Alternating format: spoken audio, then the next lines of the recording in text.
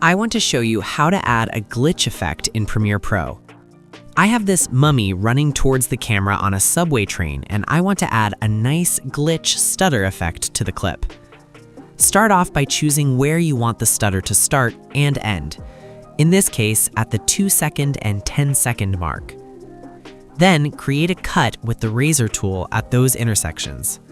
Now hit the letter R to select the rate stretch tool and click and drag the segmented clip all the way over to the left. You will now have to rearrange your other clips and zoom way in to see your newly sped up clip.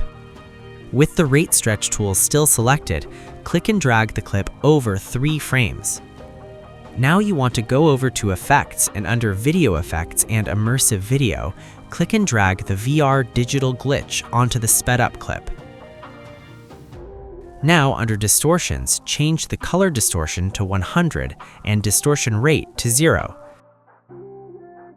And then go over to your clip and duplicate it by holding Alt and left-clicking and dragging over.